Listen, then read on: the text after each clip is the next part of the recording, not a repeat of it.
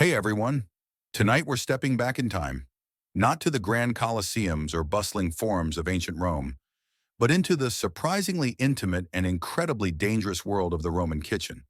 Picture it, the flicker of oil lamps casting long shadows on busy hands, the aroma of exotic spices mingling with roasting meats, the clatter of pottery, and the low hum of conversation.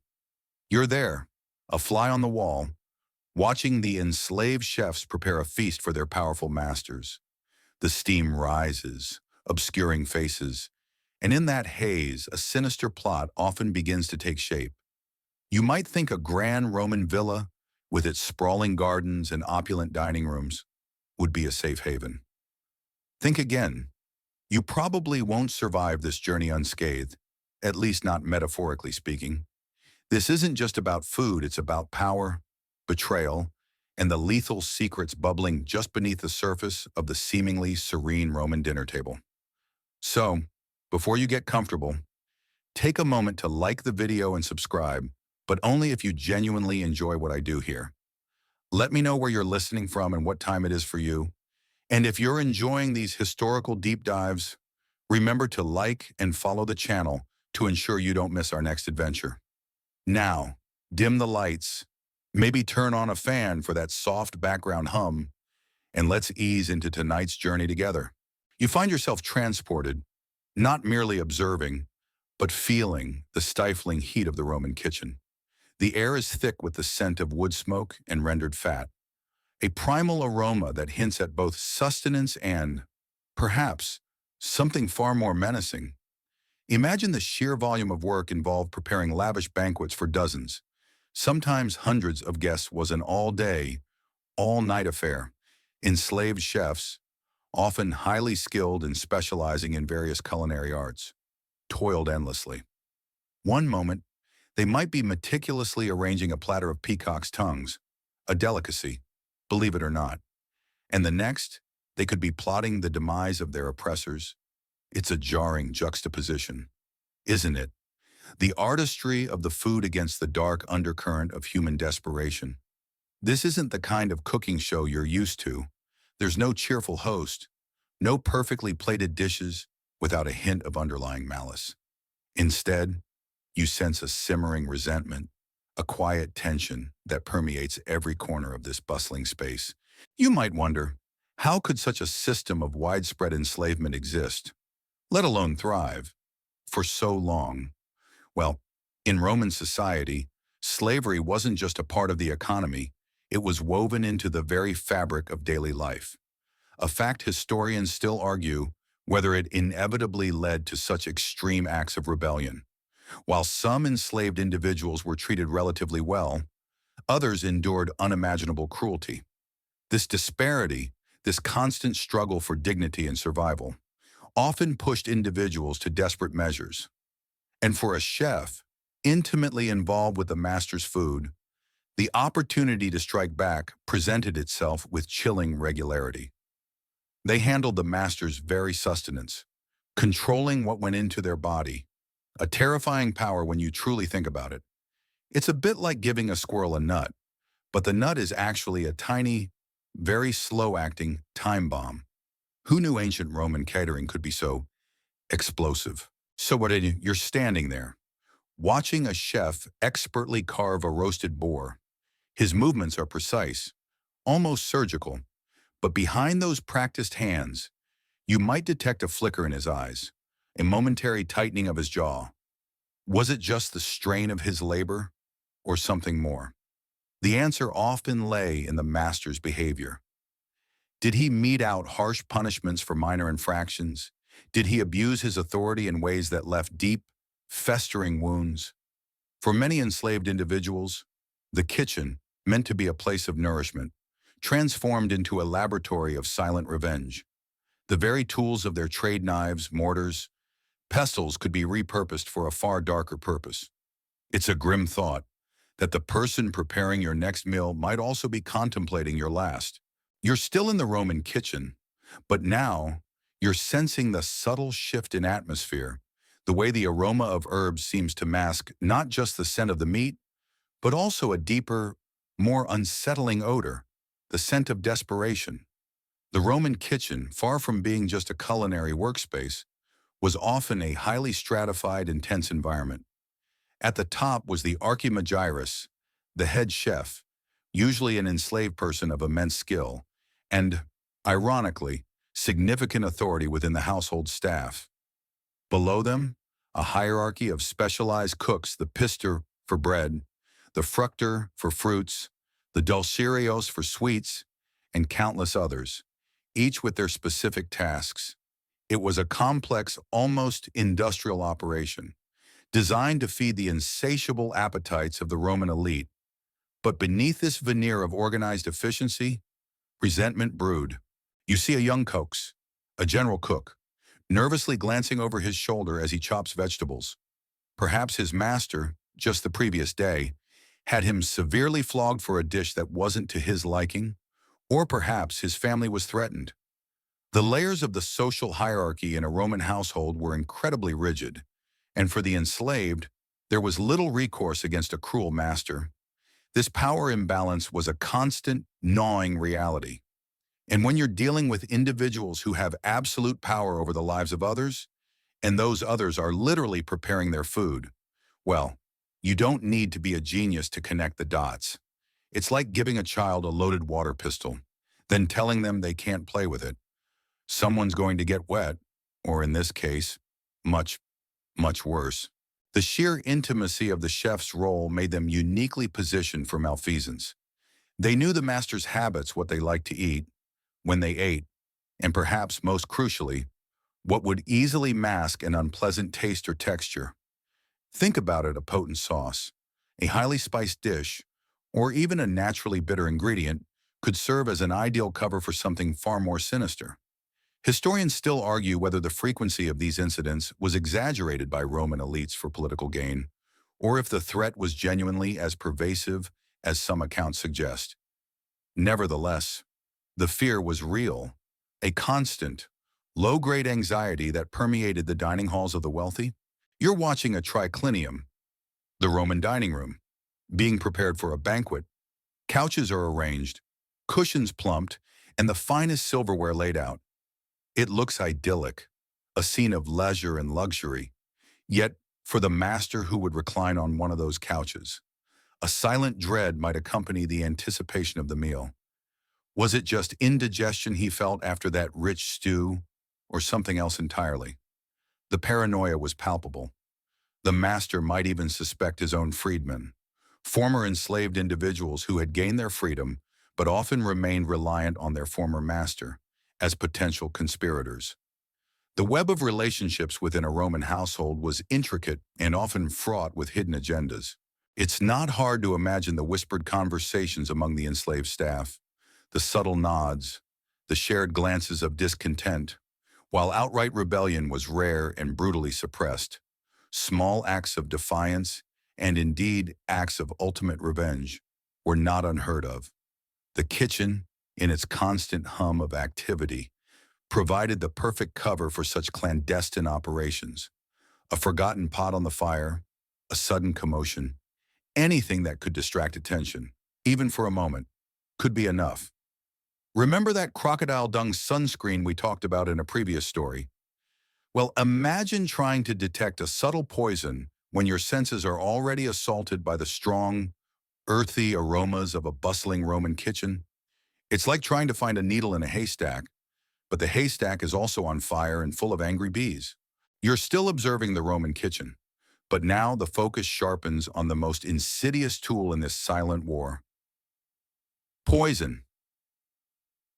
In ancient Rome, poison wasn't just a weapon of last resort, it was a depressingly common instrument of power, a discreet solution to inconvenient problems, and a silent enforcer of grudges. The very word poison in Latin, venenum, carried a dual meaning, sometimes referring to a medicinal drug or charm, highlighting the fine line between remedy and demise. This ambiguity often worked in favor of the perpetrator, allowing for plausible deniability. You see, the Romans didn't have advanced forensic science. There were no toxicology reports or chemical analyses. A sudden illness, a rapid decline in health, or a suspicious death could easily be attributed to natural causes, especially if the victim was elderly or already frail. It was the perfect crime, often leaving no trace. Consider the political landscape of Rome, a cutthroat world where ambition often overshadowed morality. Emperors, washo, senators, and powerful families constantly vied for influence, and elimination of rivals was often seen as a pragmatic, if brutal, strategy. Poison offered a clean, relatively undetectable method of removing an obstacle. It was far less messy than a public assassination, and far easier to orchestrate without drawing immediate suspicion. This widespread acceptance of poison as a tool for political maneuvering trickled down into daily life, making the concept of its use by disgruntled household staff less shocking than it might seem to you. Sitting here in the modern era, historians still argue whether the perceived prevalence of poisoning was a symptom of genuine widespread use or a product of Roman society's inherent paranoia and love for dramatic narratives. You might even see evidence of preventative measures being taken. Though often futile, a master might insist on having his food tasted by a praegustator, a food taster, before he consumed it. Imagine that job, the ultimate career risk. It's like being paid to play Russian roulette with every meal, but instead of a single bullet, the gun might be loaded with several. Just a small bite, dear taster. Ensure it's not too spicy. The taster's immediate fate, whether a mild stomach ache or a violent collapse, was the only real-time diagnostic available. This practice, however, wasn't foolproof. Some poisons were designed to be slow-acting, taking hours or even days to manifest their effects, long after the taster had presumably given the all-clear. Others were specifically formulated to affect only the intended victim, perhaps by exploiting a known allergy or a pre-existing condition, leaving the taster unharmed. The sheer variety of naturally occurring toxic substances available to the Romans was astounding. From common household plants to exotic imports, the knowledge of their properties was often passed down through generations, sometimes for medicinal purposes, sometimes for far darker ones. There was no internet to fact-check your local wise woman's recipe for a sleep aid that might just induce eternal slumber. It was a time when folklore and genuine pharmacology often intertwined, making it difficult to discern benign remedies from lethal concoctions. You can almost hear the whispered instructions, the passing of small, unlabeled vials, the exchange of secret knowledge that held the power of life and death. So, when you see that chef meticulously stirring a pot or carefully garnishing a plate, remember that his hand, while skilled in the culinary arts, might also possess a terrifying knowledge of the subtle art of the veneficus, the poisoner. The pervasive presence of poison in Roman society made the kitchen a place of sustenance, also a potential crucible for betrayal, turning every meal into a high-stakes gamble. It's enough to make you reconsider ordering that next Roman-style takeout, isn't it? Just imagine if your modern-day delivery driver was also a part-time toxicologist with a grudge about your last tip. Now that would be a 5-star review you wouldn't want to leave. You're still fixed on that Roman kitchen, but now your attention is drawn to a specific, almost imperceptible detail, a fine white powder being carefully incorporated into a flour mixture by a stoic-faced chef. This isn't just any powder. This is likely arsenic, the silent killer that haunted the nightmares of Roman elites.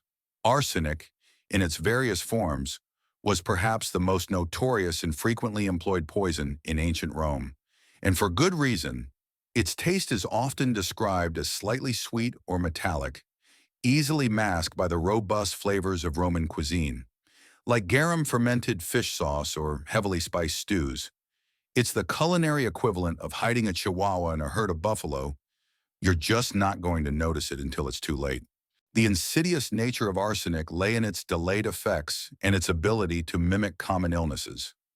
A victim might experience symptoms like abdominal pain, vomiting, diarrhea, and muscle cramps, which could easily be dismissed as a severe case of food poisoning, dysentery, or a virulent fever. This lack of clear, immediate identification made it incredibly difficult to prove foul play, allowing the perpetrator to blend back into the background, seemingly innocent. Imagine trying to get a proper diagnosis when your doctor's best tools were observation and a prayer to Asclepius. Hmm, you're looking a bit green, perhaps too much wine, or maybe that lamprey stew disagreed with you. Just rest, you'll be fine. Probably. The source of arsenic wasn't some dark, secret lab. It was readily available. It could be found in naturally occurring minerals, often extracted from mines, or even as a byproduct of metallurgical processes.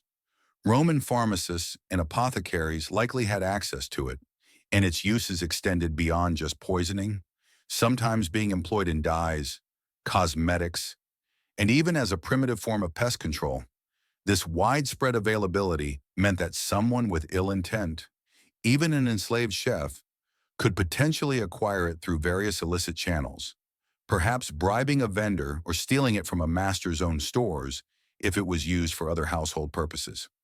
It was the ancient world's equivalent of a really bad over-the-counter flu remedy that comes with a side of irreversible organ failure. You watch as the chef kneads the dough, the arsenic now seamlessly integrated.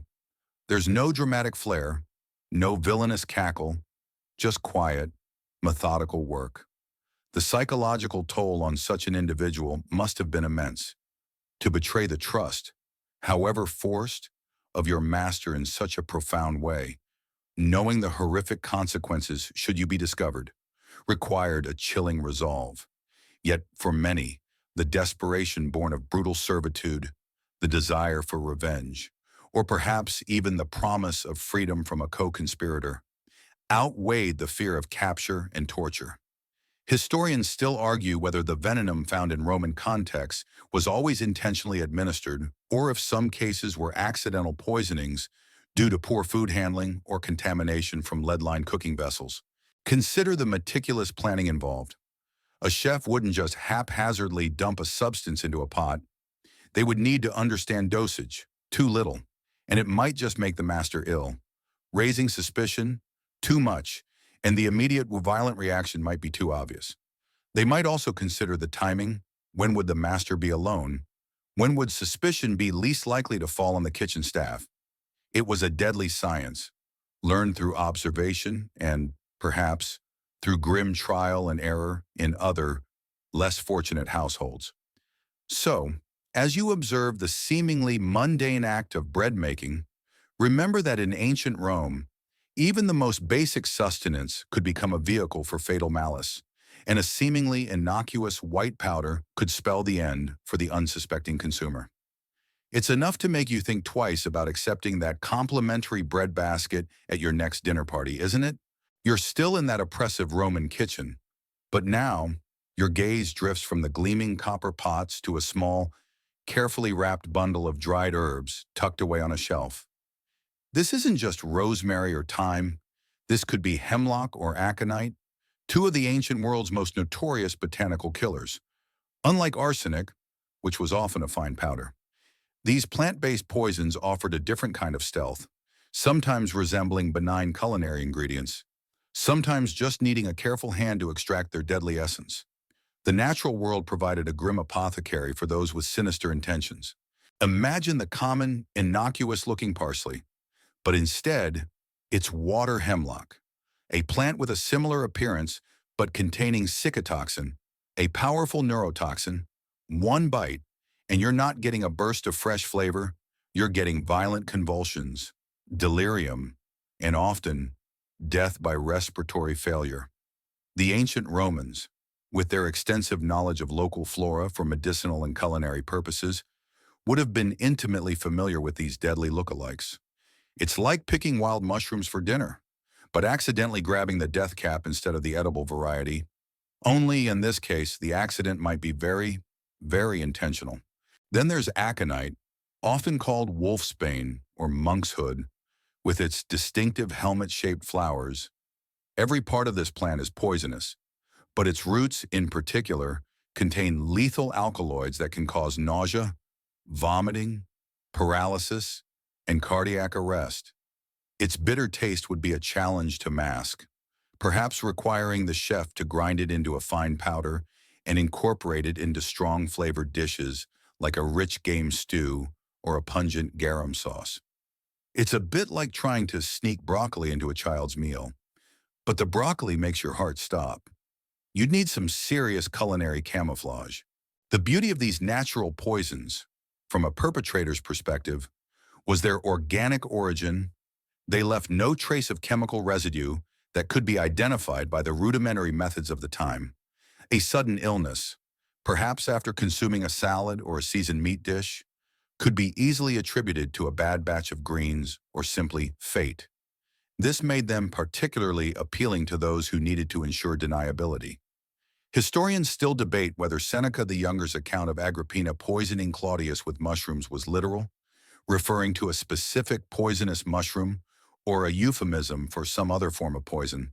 The ambiguity only adds to the chilling mystique. You watch a chef carefully preparing a side dish of greens, and for a terrifying moment, you wonder if one of those leaves is not what it seems. The meticulousness required, not just in preparing the food, but in handling these deadly plants, speaks volumes about the chef's resolve. They wouldn't just pick a random leaf. They would need precise knowledge of which part of the plant was most toxic, at what season it was most potent, and how to prepare it to maximize its lethal effect while minimizing detection. This wasn't amateur hour. This was specialized, deadly knowledge, often passed down through hushed whispers in the back alleys or within secretive circles. The pervasive fear of poisoning meant that Roman masters would often employ elaborate countermeasures, some practical, some purely superstitious, charms, amulets, and even proof against poison potions were popular, though entirely ineffective against a determined poisoner. It's a classic case of wishful thinking versus hard, cold, toxic reality. So, as you see that chef meticulously adding the finishing touches to a platter, remember that the ingredients might include more than just herbs and spices. They might include the silent, botanical killers that could turn a luxurious Roman feast into a master's final meal. You're deep within the beating heart of the Roman household, the kitchen, and it's becoming increasingly clear why this space, ostensibly dedicated to sustenance, was also a prime locus for treachery. The chef's unique access wasn't just about handling ingredients. It was about their intimate understanding of the master's habits, vulnerabilities, and even their daily routine. Think of it: who else saw the master's morning drink being prepared? Who controlled the ingredients for every single meal? From breakfast to the elaborate evening cena. No one had more constant, unsupervised access to the master's very sustenance than the chef. It's like having a ghost in your house who also happens to control your entire diet. And this ghost isn't interested in haunting, but rather ending your living. Consider the opportunities. The master, reclining on his dining couch, was at his most relaxed and unsuspecting during meals. His guard was down. The chef, on the other hand, was always working, always present, blending into the background of household activity. A quick sprinkle of powder into a goblet of wine, a subtle addition to a rich sauce as it simmers, or even the preparation of a seemingly innocuous dessert. These were all moments of profound vulnerability for the master and opportune moments for the chef. You're not just seeing someone cook, you're seeing someone with unparalleled strategic positioning. It's like having the keys to Fort Knox. But instead of gold, the treasure is the master's life, and the chef is deciding whether to unlock it or bury it. Furthermore, the chef wasn't just a cook. They were often responsible for sourcing ingredients, managing provisions, and overseeing other kitchen staff. This gave them control over the entire supply chain, from farm to table. They could introduce a toxic ingredient at the very beginning of the process, making it almost impossible to trace back to the kitchen.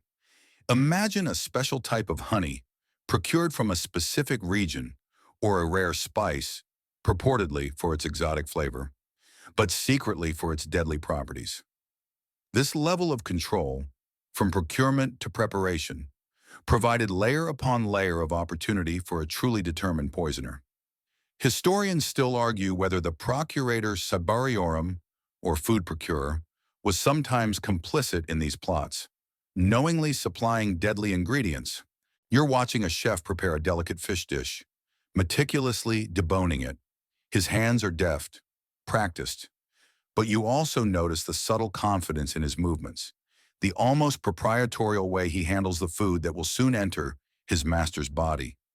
There's a quiet power in that act, a subversive control that belies his enslaved status. This intimate knowledge extended beyond just the food itself. A chef would know if the master was ill, if he had a sensitive stomach, or if he preferred certain foods that could more easily mask a bitter taste. They could tailor the poison, not just to kill, but to kill effectively and undetectably, based on the master's unique physiology and preferences. It's the ultimate personalized service, with a very permanent result. The Roman kitchen, therefore, was not merely a place of culinary creation, it was a nexus of intelligence, observation, and unparalleled access. For an enslaved individual, stripped of most other forms of agency, the kitchen could become a clandestine battlefield, and the food, a weapon. The very act of nourishing the master became a perverse act of ultimate control. It's a chilling thought, isn't it, that the person who literally feeds you, the one whose craft sustains your very life, also possesses the most direct means to end it, all from the seemingly innocent confines of your own home. Suddenly, that home-cooked meal feels a little less cozy and a lot more strategic. You're still immersed in the Roman household, observing the enslaved chef, and the air around him feels heavy with unspoken narratives. For many of these individuals, the act of poisoning wasn't just a sudden, impulsive act of rage. It was often the bitter culmination of a life defined by slavery's bitter edge.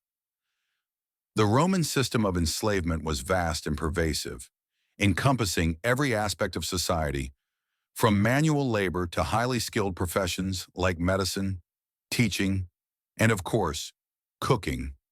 While some enslaved people, particularly those with valuable skills, might have experienced relatively better conditions, the fundamental reality remained they were property, subject to the absolute will of their masters.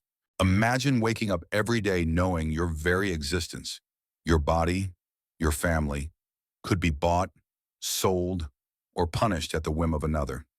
This constant state of dehumanization, the perpetual threat of violence, and the absence of legal recourse created an environment where resentment could fester and deepen into a profound, soul-crushing despair. You see the chef's hands, so capable and precise, yet they are not his own. His labor, his skill, the very food he prepares, belongs entirely to another.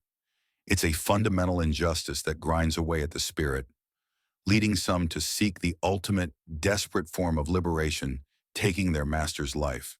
The psychological toll of slavery is something you can almost feel radiating from the kitchen staff.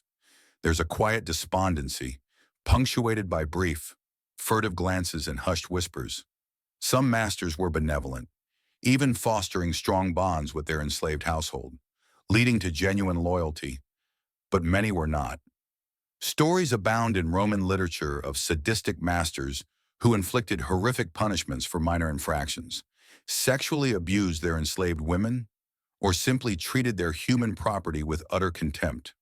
When faced with such brutal realities, the idea of turning the tables, of enacting a terrible justice, might seem less like a crime and more like a desperate act of rebellion.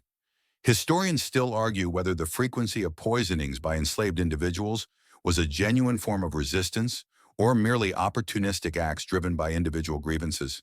Think of the daily indignities a chef pouring his heart into a complex dish, only for the master to spit it out and demand a flogging, or witnessing a fellow enslaved person, perhaps a friend or family member, being subjected to torture or sale. These experiences, accumulating over time, could warp a person's sense of self and justice. The kitchen then that became not just a workplace, but a crucible of simmering fury. The very tools of their trade, the sharp knives, the simmering pots, The potent herbs became potential instruments of vengeance. It's like being trapped in a cage and suddenly noticing the key has been left on the floor, disguised as a grain of rice. The irony is striking. The enslaved chef, who sustained the master's life, was simultaneously the one with the most direct means to end it.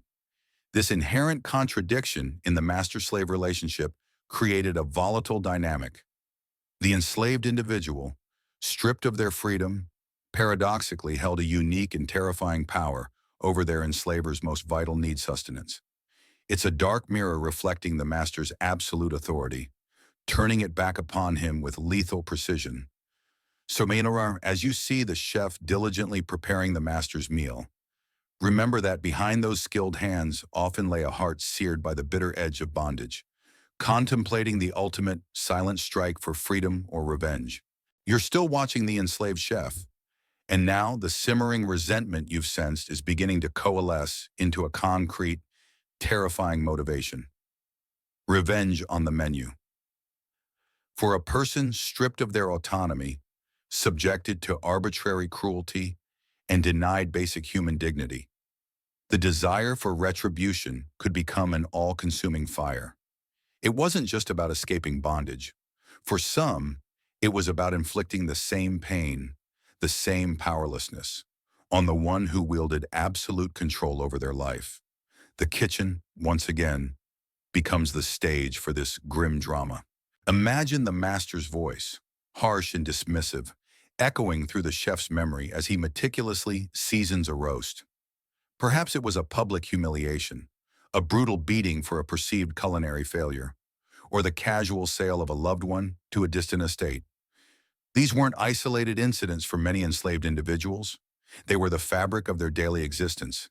Each act of cruelty, each indignity, added another drop to a steadily overflowing cup of bitterness.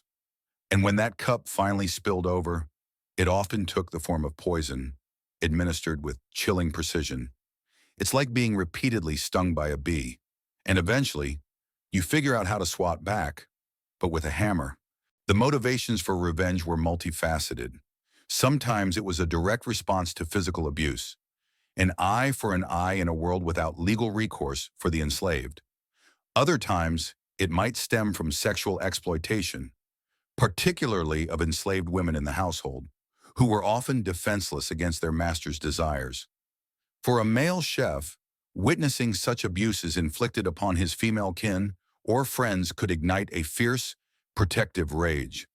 And for some, it might simply be a desperate bid for freedom, perhaps promised by a co-conspirator or a rival of the master, in exchange for the ultimate act of betrayal. Historians still argue whether acts of poisoning by enslaved individuals were primarily driven by personal vengeance or by a broader, if covert, spirit of rebellion against the institution of slavery itself. You observe the chef's face, betraying no emotion as he garnishes a platter of exotic fruits. Yet, underneath that stoic exterior, you can almost feel the cold, calculated fury. He's not just preparing food, he's orchestrating a lethal surprise. The act of poisoning, in this context, becomes a twisted form of empowerment. For a person who has spent their life being controlled, this single act gives them ultimate control over their oppressor. It's the ultimate role reversal, a chilling inversion of power dynamics, where the lowest member of the household hierarchy holds the life of the highest in their hands. It's the quiet roar of the silenced, a terrifying whisper of rebellion. Consider the risk involved. Discovery meant agonizing torture and a horrific death, often involving crucifixion. Yet for many, the prospect of continuing a life of brutal servitude outweighed even this terrifying outcome. The desperation was that profound. This wasn't a choice made lightly, but one born from a profound sense of injustice and a complete lack of any other viable options. The revenge wasn't loud or public. It was silent, subtle, and delivered with the very sustenance that symbolized the master's power and privilege. It's the kind of revenge that makes you shiver, not just from its brutality, but from its sheer, terrifying intimacy. The master literally consumed his downfall, unknowingly, with every delicious bite. You're still observing the life of the Roman chef, and as you do, the constant, grinding pressure becomes palpable. It's the relentless reality of the overworked servile, a burden that could push even the most resilient individual to the brink. For enslaved cooks in wealthy Roman households, the demands were astronomical. Banquets were frequent and elaborate, often involving dozens of courses and catering to hundreds of guests. This wasn't just about preparing food. It was about managing entire culinary operations, often from dawn until late into the night, day after day, with no concept of weekends or holidays. Imagine the sheer physical exhaustion, standing over hot fires, constantly lifting heavy pots, chopping, stirring, and plating for hours on end. The heat in a Roman kitchen, even in winter, would have been intense, fueled by charcoal braziers and wood-burning ovens, the air thick with smoke and steam, constantly irritating the lungs and eyes. There were no modern conveniences, no blenders or food processors. Every ingredient was prepared by hand, from grinding grains to pounding spices.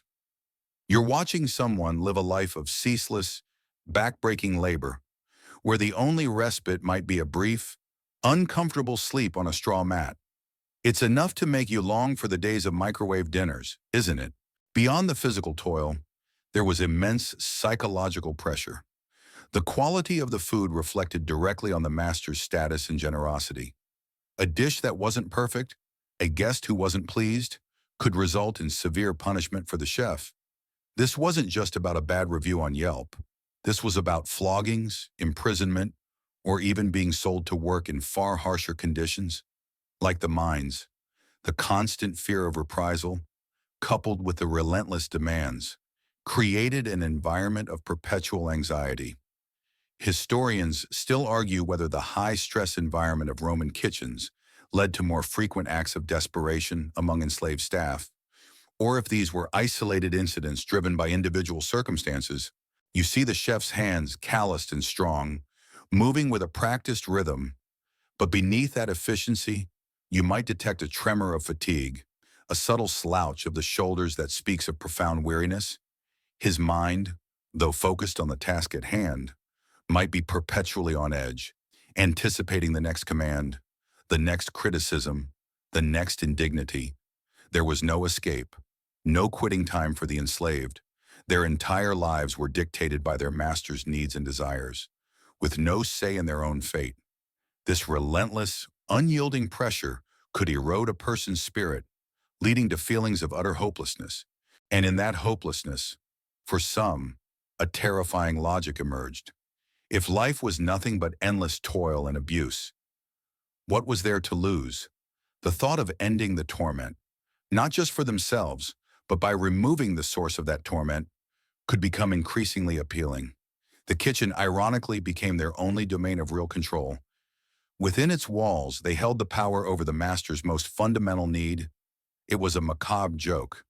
Really, the person forced to serve ultimately held the power of ultimate disservice. It's a bit like being forced to bake a cake for your tormentor, but you've got a secret ingredient that isn't on the recipe card, and it's not sprinkles. You're still observing the Roman kitchen, but now you're beginning to detect not just the overt signs of oppression, but the more subtle undercurrents of dissent, whispers of discontent. In a society where open rebellion by enslaved individuals was brutally suppressed, grievances often festered in the shadows, communicated through glances, hushed conversations, and a shared understanding of their collective plight. The kitchen, being a hub of activity and often separated from the main living quarters, provided a clandestine space for such exchanges. Imagine two enslaved chefs, side by side, preparing a complex sauce. Their hands are busy, their faces seemingly impassive, but their eyes meet for a fraction of a second, conveying a wealth of unspoken frustration. Perhaps one offers a barely perceptible shrug after a particularly harsh command from the overseer. These weren't organized revolutionary meetings. They were small, almost imperceptible acts of solidarity, acknowledging the shared burden. It's like when you're stuck in a boring meeting, and you make eye contact with a coworker across the room, and you both know exactly what the other is thinking, except in ancient Rome. The stakes were a bit higher than just getting through a PowerPoint presentation. The dynamics within a large Roman household were intricate.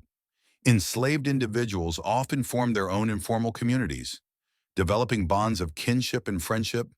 Within these groups, news of cruel masters, successful escapes, or indeed unfortunate accidents that befell oppressive owners would travel quickly.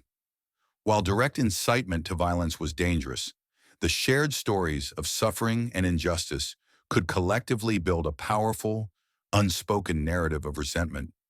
This informal network allowed grievances to be amplified and solutions, however desperate, to be discussed in hushed tones. Historians still argue whether the familia rustica rural slaves were more prone to open revolt, while familia urbana urban house slaves like chefs might resort to more subtle forms of resistance like poisoning. You might hear snippets of conversation, seemingly innocent, but loaded with double meanings. The master's temper was particularly hot today. One might murmur, and the other would understand the implicit threat, the unfairness. Or, that last batch of mushrooms from the market was quite potent. A knowing glance might follow, an acknowledgement of the potential for something other than culinary delight. These weren't explicit threats, but quiet agreements, a shared understanding of a dark possibility. The kitchen sounds, the sizzling of oil, the clatter of dishes, the rhythmic chopping, provided a perfect auditory camouflage for these dangerous exchanges. The very structure of the Roman household, with its clear hierarchy and constant presence of enslaved labor, inadvertently created the conditions for this simmering discontent. The master's total control bred an equally total, albeit suppressed, desire for subversion among the enslaved.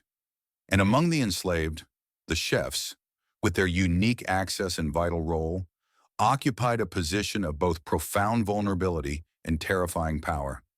Their hands held the master's sustenance, and in a twisted sense, his fate. So, as you stand in the bustling Roman kitchen, straining to hear over the din, remember that some of the most profound and dangerous conversations weren't shouted. They were barely whispered, carried on the steam from a simmering pot, pregnant with a silent, deadly promise. You're still in the Roman kitchen, a silent observer, and now you're focusing on the chilling ingenuity employed by those with dark intentions. The art of disguise. Administering poison wasn't as simple as sprinkling it onto a plate. It required cunning, foresight, and a profound understanding of both the master's palate and the properties of the lethal substance itself.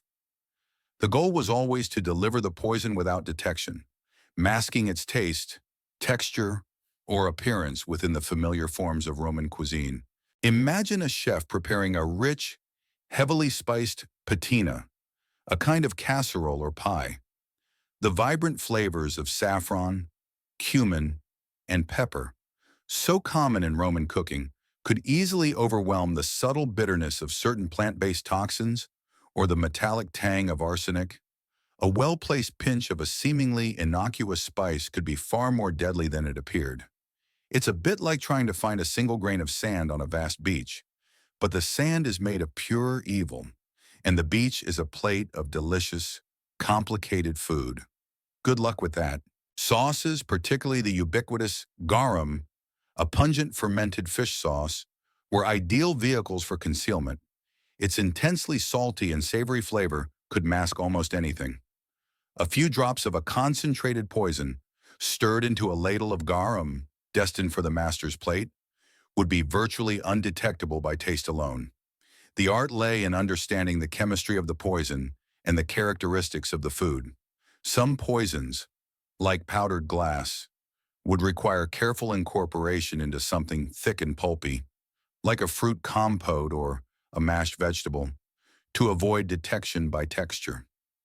Historians still argue whether recipes for specific sleep aids or remedies secretly contained instructions for preparing undetectable poisons.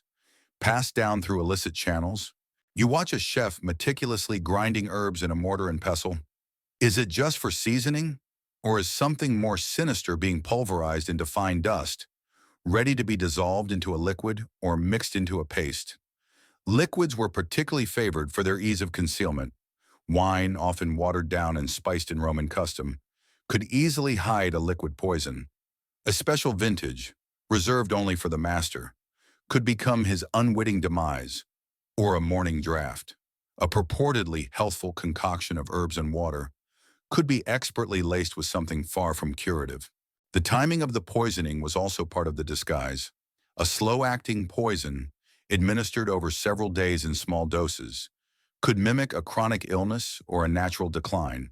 Drawing no immediate suspicion, the master would simply grow weaker and sicker, and his demise would be attributed to old age or a persistent ailment. This methodical, drawn-out approach required immense patience and a chilling dedication on the part of the poisoner. It wasn't about a sudden, dramatic death, but a gradual, insidious erosion of life, hidden within the daily ritual of meals. It's the ultimate long game, played with someone's life as the chips. So, as you observe the seamless preparation of Roman cuisine, remember that the delicious aromas and vibrant presentations could often be an elaborate disguise. The chef's skill extended beyond mere cooking.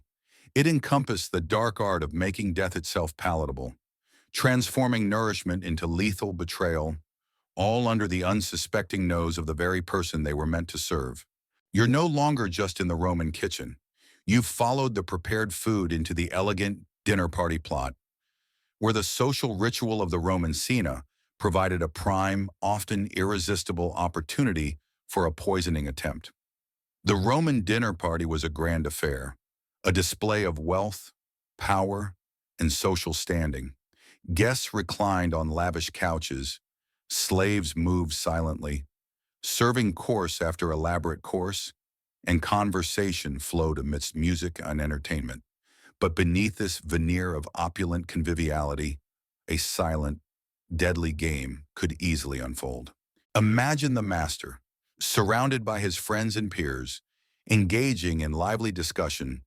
His attention is divided, his guard naturally lowered in the comfort of his own home. This environment of relaxed enjoyment was precisely what a determined poisoner would exploit.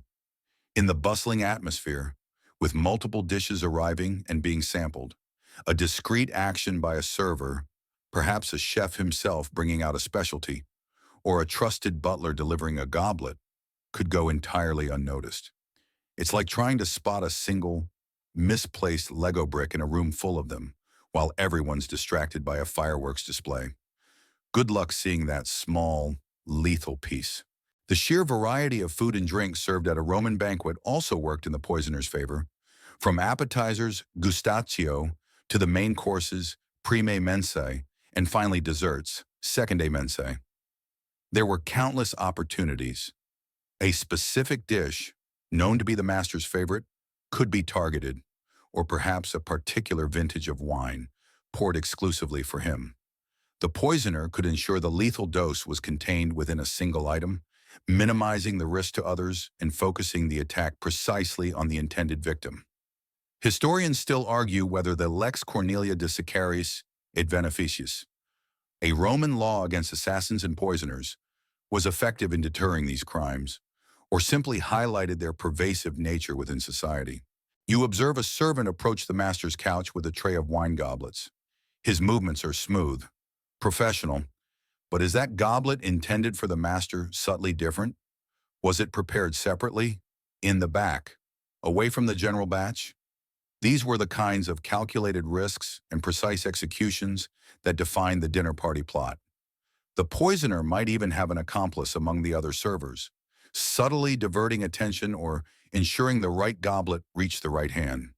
The social etiquette of the banquet itself provided cover guests might not scrutinize their food too closely in polite company, and the general atmosphere encouraged indulgence, potentially masking the initial symptoms of a slow-acting poison. The post-banquet effects could also be attributed to gluttony or too much wine, rather than a sinister plot. Oh, the master is unwell. He did eat rather heavily last night, and that last amphora of Falernian was quite potent. This plausible deniability was a key component of the dinner party plot, allowing the poisoner to remain undetected amidst the aftermath. The victim's demise, often after a period of prolonged illness, would simply be chalked up to natural causes or the perils of an indulgent lifestyle. It's the perfect crime scene, disguised as a good time. So, as you witness the luxurious tableau of a Roman dinner party, remember that sometimes the most dangerous guest at the table wasn't another senator, but the very food and drink being served, meticulously prepared as part of a terrifying, deadly plot. You're moving beyond the typical household kitchen now, observing a far grander stage, the imperial palace. Here, the stakes are astronomically higher, and you see that even emperors, despite their unimaginable power and layers of security, possessed remarkable imperial vulnerabilities to the silent, insidious threat of poison. In the cutthroat world of Roman politics, where succession was often a bloody affair and rivals were always lurking, poisoning became a favored weapon in the arsenal of ambitious family members, disgruntled courtiers, or even the emperor's own guards. Imagine the sheer paranoia that must have gripped an emperor. Every meal, every drink, every seemingly innocent offering could be a potential vector for death. Their vast power meant they had more enemies, not fewer, and those enemies were often incredibly well placed, sometimes even within their own inner circle. The palace kitchen, therefore, was not just a place for preparing lavish banquets. It was a fortress of suspicion, a potential ground zero for a coup executed not with swords, but with silent toxins. It's like being the king of a castle, but you suspect the drawbridge operator, the jester, and especially the guy who makes your morning coffee. Sleep must have been hard to come by. Despite employing food tasters, praegustatores, and having entire departments dedicated to ensuring their safety, emperors remained tragically susceptible. Why? Because the most effective poisoners often came from within: a trusted servant, a personal physician, or indeed a skilled chef who had cultivated years of apparent loyalty, could bypass many security measures. Their access was legitimate, their presence unquestioned. This made them uniquely dangerous. Historians still argue whether some imperial deaths attributed to natural causes, like those of Augustus or Tiberius, were in fact subtle poisonings, expertly disguised. The ambiguity speaks volumes about the pervasive fear. You see an emperor, perhaps Claudius, sitting down to a meal, surrounded by his retinue. Every dish is presented with ceremony, every goblet tasted. But what if the poison was administered in a way that bypassed the taster? Perhaps through an object that touched the food after tasting, or a method that specifically targeted the emperor's known allergies or a pre-existing medical condition, leaving the taster unaffected. The cunning of imperial poisoners was legendary, often employing sophisticated methods to ensure only the intended target was affected, and only after a delay. This wasn't about quick, crude assassinations. It was about subtle, undetectable eliminations that preserved an air of natural demise. The sheer value of an emperor's life and the rewards for those who successfully orchestrated their downfall meant that immense resources and intellect were often devoted to these plots. Professional poisoners, like the infamous Locusta whom we'll meet soon, were often employed by ambitious schemers, showcasing the demand for their lethal expertise. These individuals weren't just common criminals. They were masters of their dark craft, capable of formulating complex compounds and advising on optimal delivery methods. It's the ultimate concierge service for assassination, complete with discretion and plausible deniability.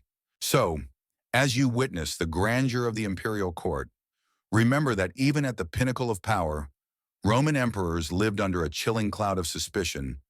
Their kitchens, staffed by skilled but potentially desperate or compromised individuals, became the most dangerous room in the palace, a constant reminder of the profound imperial vulnerabilities that could turn even the most secure ruler into an unsuspecting victim of their own household staff. You're standing in the imperial court, and the name on everyone's lips or at least in hushed whispers, is Agrippina the Younger's shadow. Her alleged involvement in the poisoning of Emperor Claudius is one of the most infamous and dramatic examples of imperial culinary treachery. Claudius, known for his love of food and wine, and notoriously susceptible to the manipulative influence of his wives and freedmen, became the unwitting target of his ambitious and ruthless fourth wife, Agrippina, who sought to clear the path for her son, Nero, to ascend to the throne.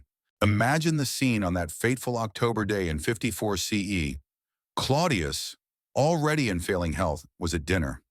The accounts vary, but the most popular version, famously recounted by Tacitus and Suetonius, involves a dish of his beloved mushrooms.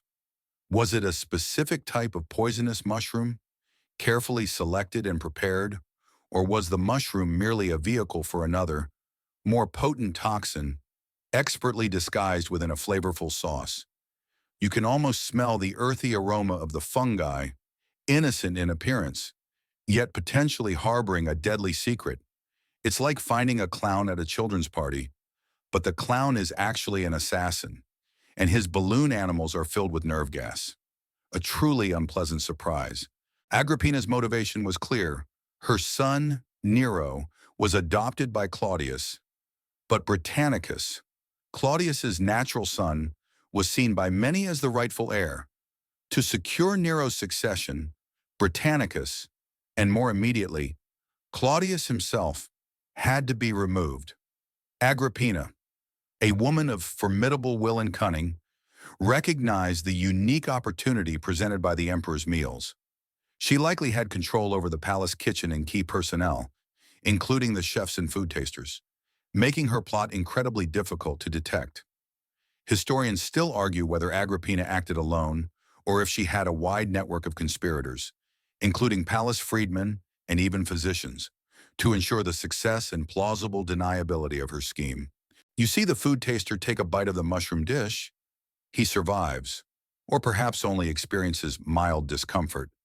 This detail is crucial, suggesting that the poison was either slow-acting or specifically prepared to affect only Claudius due to his particular constitution, or that the taster was in on the plot.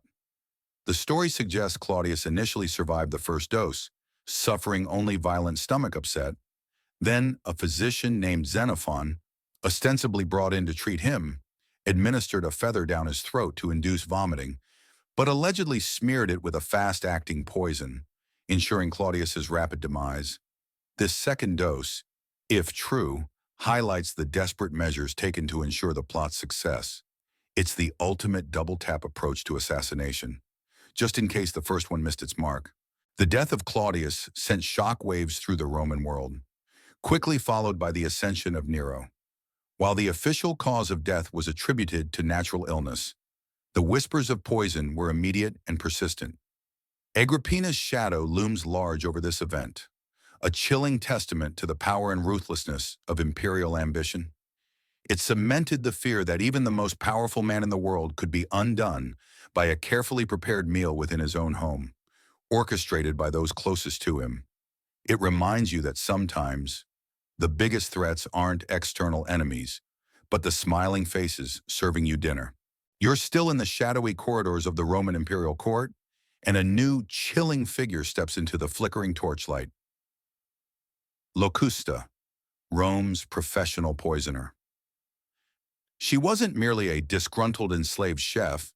Locusta was a specialist, a woman whose macabre expertise in toxicology earned her a notorious reputation and, ironically, a degree of imperial patronage.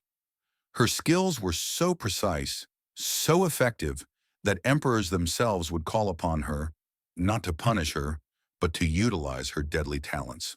Imagine a woman, perhaps outwardly unassuming, but possessing an encyclopedic knowledge of deadly plants, minerals, and their precise effects on the human body.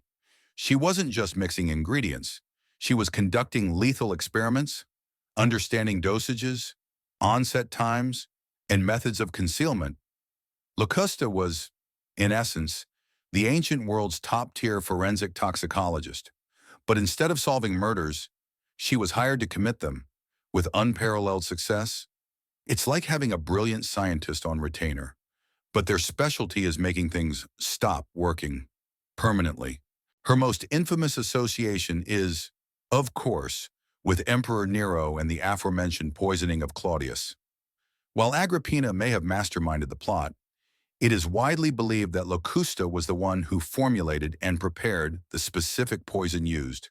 She would have known which substance would act quickly enough to be effective, yet subtly enough to initially evade immediate suspicion, and how to deliver it in a way that circumvented the imperial food tasters.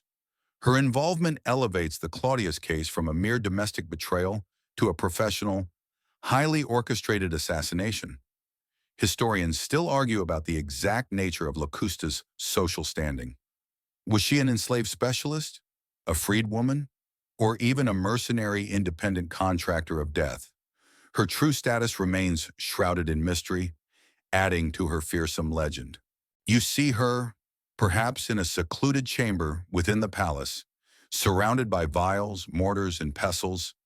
Her work would be meticulous, precise, and utterly devoid of emotion. Each concoction would be custom-made for the specific victim, taking into account their habits, their health, and the desired outcome. Did the schemers want a quick, violent death or a slow, lingering illness that mimicked natural causes? Locusta could deliver either. With grim efficiency, she was the dark genius of ancient pharmacology, turning natural remedies into unnatural ends.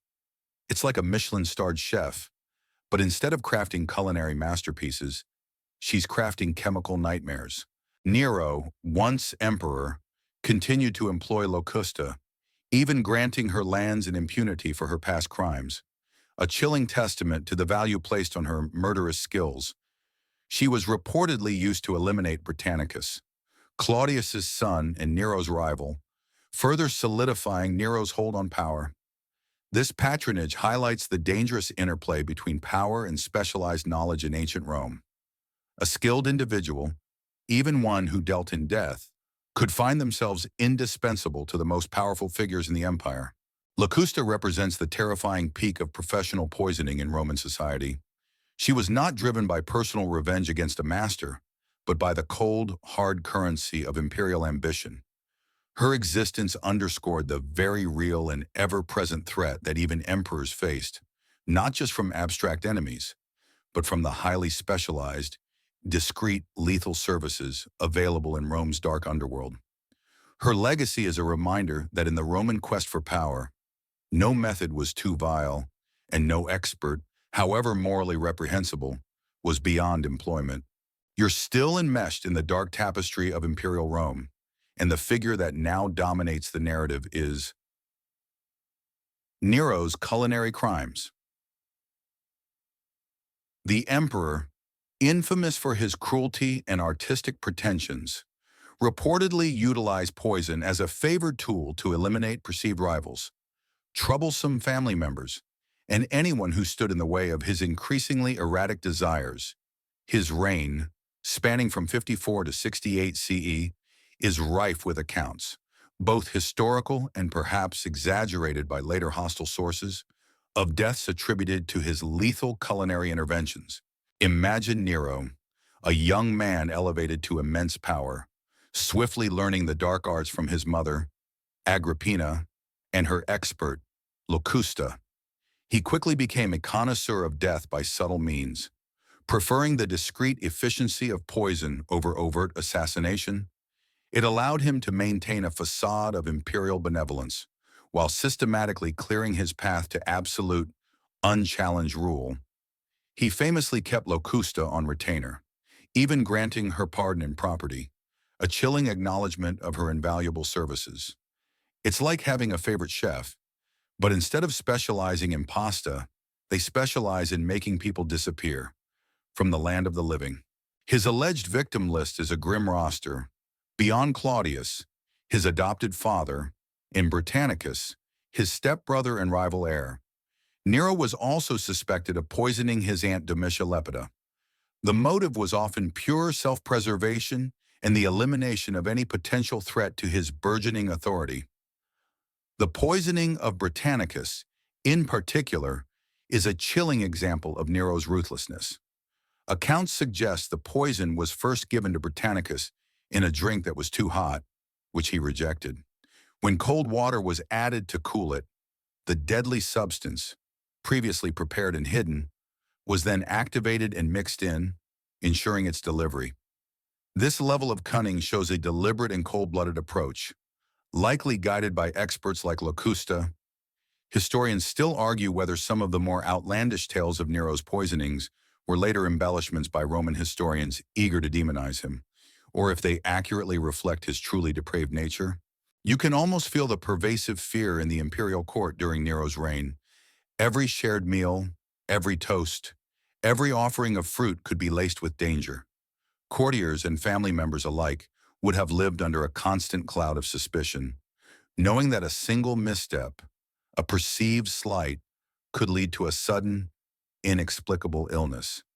The emperor's feasts, meant to be celebrations of power and conviviality, became terrifying gambits, where survival depended not just on wit, but on sheer luck, or perhaps a very good personal food taster.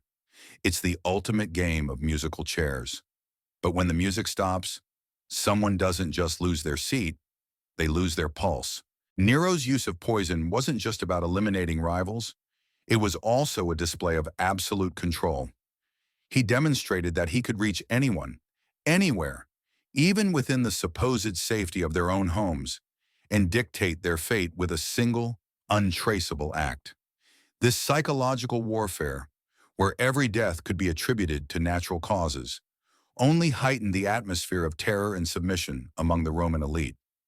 So, as you trace the dark path of Nero's reign, remember that his culinary crimes weren't merely isolated incidents, but a systemic use of insidious power that permeated the very fabric of Roman imperial life, turning the most intimate act of sustenance into a tool of ruthless oppression.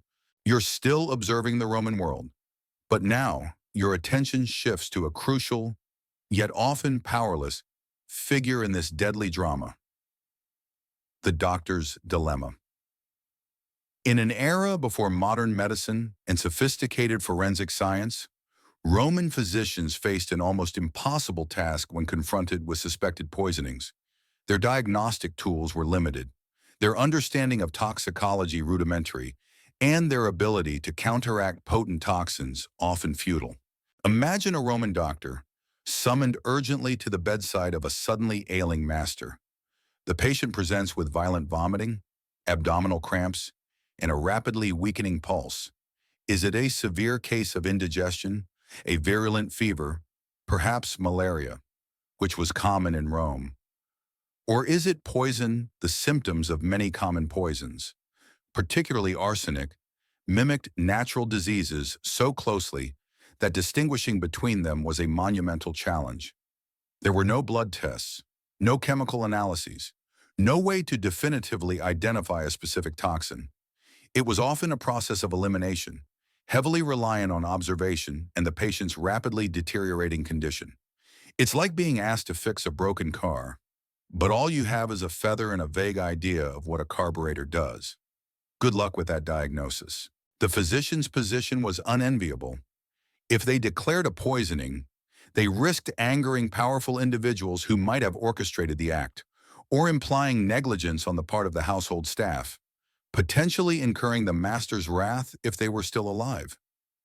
If they misdiagnosed, the patient would certainly die, and their reputation, or even their life, could be at risk. This created a profound ethical and professional dilemma, forcing many doctors to walk a fine line between accurate assessment and political expediency. Historians still argue whether some Roman doctors were complicit in poisonings, either by actively administering toxins or by deliberately misdiagnosing deaths to protect powerful patrons.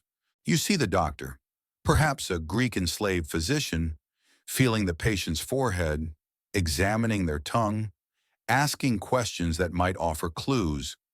What did the patient eat? Who prepared it? Were there any new staff in the kitchen? These subtle inquiries, conducted under immense pressure, were their only real investigative tools.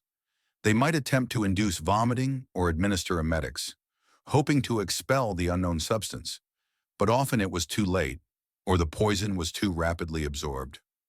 The best they could often do was offer palliative care, making the patient as comfortable as possible during their agonizing final hours. The limitations of Roman medical knowledge also played a significant role. While they had an understanding of various medicinal herbs and some surgical procedures, the concept of specific antidotes for specific poisons was largely theoretical or based on folklore rather than scientific understanding. They operated in a world where the line between medicine, magic, and charlatanism was often blurred. A doctor might try a concoction of herbs or a special brew, hoping it would counteract the poison, but often with little to no success against potent toxins. It's the ancient equivalent of trying to fix a complex computer virus with a gentle tap on the screen and a hopeful prayer. So, when you see a Roman physician attending to a sick master, remember the immense burden they carried. They were often caught in a deadly game of cat and mouse, trying to save a life while navigating a treacherous landscape of suspicion and political intrigue, often without the necessary tools to truly understand the silent killer at play. Their dilemma was a stark reflection of the era's medical limitations and the pervasive fear of poison in Roman society. You're still in ancient Rome, observing the aftermath of suspected poisonings, and you notice the desperate measures taken to combat the unseen enemy, antidotes and superstitions. In a world grappling with the terrifying reality of poison, where scientific understanding was nascent, people clung to anything that offered hope, blending genuine, albeit limited, remedies with fantastical beliefs and elaborate rituals. Imagine a scene in a Roman villa: a master suddenly falls ill and panic ensues. Alongside the doctor, a priest might be summoned, or a household member might frantically search for a charm. This wasn't just about medicine. It was about battling a malevolent force, often attributed to divine displeasure or dark magic. The belief in supernatural protection against poison was widespread, leading to the use of amulets, spells, and even specific incantations meant to ward off evil venena. It's like trying to fight a highly contagious virus with a lucky rabbit's foot and a really catchy jingle. Charming, but ultimately ineffective. One of the most famous and widely believed antidotes was Mithridatum, a complex concoction attributed to Mithridates 6 of Pontus, who reputedly built up an immunity to poisons by regularly consuming small, increasing doses of various toxins. This legendary antidote often contained dozens of ingredients, including herbs, minerals, and even dried viper flesh, intended to be a universal panacea against all known poisons. While some of its components might have had mild medicinal properties, its effectiveness against potent toxins like arsenic would have been negligible. Yet its psychological impact was immense, offering a desperate sense of control in a chaotic world. Roman emperors like Nero and Marcus Aurelius were said to take Mithridatum daily as a preventative measure. Historians still argue whether the Mithridatum was ever truly effective against any specific poisons, or if its reputation was purely based on myth and placebo effect. You see a worried family member administering a spoonful of a dark, viscous liquid to the ailing master, hoping it's the fabled Mithridatum that will turn the tide. The taste is foul, but hope is clinging to every drop. Other remedies included various purging agents, powerful emetics to induce vomiting, or strong laxatives, in the desperate hope of expelling the poison from the body before it could take full effect. These were brutal treatments, often causing immense discomfort and frequently accelerating the victim's decline rather than saving them. It was a race against time, with very few reliable tools. Beyond the medical, purely superstitious beliefs held sway. Some Romans believed that certain stones, like onyx or amethyst, could detect or even neutralize poison if placed near food or drink. Others swore by the power of animal parts, like the horn of a unicorn, likely a narwhal tusk, believed to reveal poison by changing color or sweating. These practices, while quaint to you, represented a desperate yearning for control in a world where a sudden, inexplicable death could shatter a family. It's the ancient equivalent of putting your smartphone in rice after dropping it in the toilet. You know it's a long shot, but you'll try anything. So, as you witness these desperate attempts to combat poison in ancient Rome, remember that for every calculated act of culinary treachery, there were equally desperate, often superstitious, efforts to undo its deadly work. The blend of nascent medical understanding and entrenched belief systems created a fascinating, if largely ineffective, landscape of antidotes and superstitions against the silent killer. You're now observing one of the most dangerous and unenviable roles in the Roman imperial household, the emperor's food taster, or pregustator. This position, far from being a ceremonial role, was a literal line of defense between the emperor and a potential, often fatal, poisoning. Their daily routine was a constant gamble, a high-stakes game where every meal could be their last. Imagine the pregustator, often an enslaved person or a freedman, chosen for their loyalty and, perhaps, their expendability, standing before a meticulously prepared imperial feast. Every dish, every goblet of wine, every piece of fruit destined for the emperor's lips first passed through theirs. You see them take a small bite of roasted peacock, a sip of Falernian wine, a morsel of honeyed cake. Their expression is attentive, focused, betraying no fear. Even though their very life hangs in the balance with each swallow, it's like being the designated driver for a group of extremely wealthy, paranoid friends. But instead of avoiding alcohol, you're avoiding a quick, painful death, and you don't even get to drive the cool car. The pregustator's primary duty was to act as an early warning system. If the food or drink was poisoned, they would ideally exhibit symptoms before the emperor consumed it, sacrificing themselves for the ruler's safety. This meant they needed to be keenly aware of any unusual tastes, textures, or immediate physical reactions. However, this system was far from foolproof. Many poisons, as we've discussed, were designed to be slow-acting or to have delayed effects, meaning the taster might consume the substance, declare it safe, and only succumb to its effects hours later, long after the emperor had finished his meal. Historians still argue whether some pregustators were secretly complicit in plots, intentionally giving the all-clear on poisoned food for their own gain or under coercion. You notice the tension in the room as the emperor watches the pregustator. His life literally depends on this individual's immediate reaction. The emperor's paranoia would have been immense, often leading to multiple tasters or highly elaborate tasting rituals to try and ensure absolute safety. Some emperors even had their food prepared in special, guarded chambers and kept tasters under constant surveillance. The very existence of this position speaks volumes about the pervasive fear of poison in the Roman elite.